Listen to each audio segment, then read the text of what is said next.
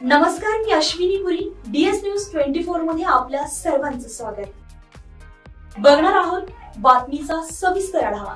आमच्या DS news 24 चॅनलला like करा, शेअर करा, सबस्क्राइब करा आणि बेल आयकॉन प्रेस करायला विसरू नका. ऐन गणेशोत्सवात हवामान विभागानं पावसाचा इशारा दिलाय. राज्यामध्ये पुढील 2 ते 3 दिवस चांगल्या पावसाची शक्यता असून कोकण आणि विदर्भामध्ये बरेच ठिकाणी तर मध्य महाराष्ट्र आणि मराठवाड्यामध्ये काही ठिकाणी पाऊस पडेल असा अंदाज भारतीय हवामानशास्त्र विभागानं वर्तवलाय.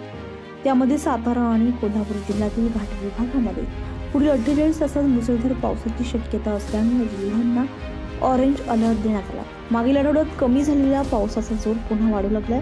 तर 2 ते 3 दिवस राज्यातील बहुतांश जिल्ह्यांमध्ये पाऊस पडेल, तर काही जिल्ह्यांमध्ये मेघगर्जना आणि सोसाट्याचा वारासह पावसाची शक्यता वर्तवण्यात आली आहे. पालघर, रायगड, ठाणे, मुंबई, रत्नागिरी, सिंधुदुर्ग, वर्धा, चंद्रपूर, गडचिरोली, नाशिक, पुणे आणि कोल्हापूर घाट विभागामध्ये अति जोरदार पावसाची शक्यता असल्यानं या जिल्ह्यांना येलो अलर्ट देण्यात आलेला आहे. 29 ऑगस्ट रोजी धुळे, नंदुरबार, जळगाव यांसह विदर्भातील उर्वरित जिल्ह्यांसह मराठवाड्यात मेघगर्जना 30 ते 40 ताशी वेगानं वादळी वाऱ्यासह पाऊस पडेल.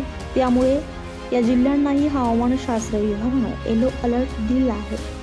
त्यामुळे हा आठवडा चांगला पाऊस पडणार असून त्यामुळे काही जिल्ह्यांमध्ये शेतकऱ्यांना दिलासा देणारा तर काही ठिकाणी नुकसानीचा ठरू शकतो. DS न्यूज 24 साठी अश्विनी पुरी, मुंबई. अशाच नवनवीन घडामोडी पाहण्यासाठी पाहत रहा DS न्यूज 24. तोपर्यंत मी अश्विनी आपली रजा घेते. नमस्कार.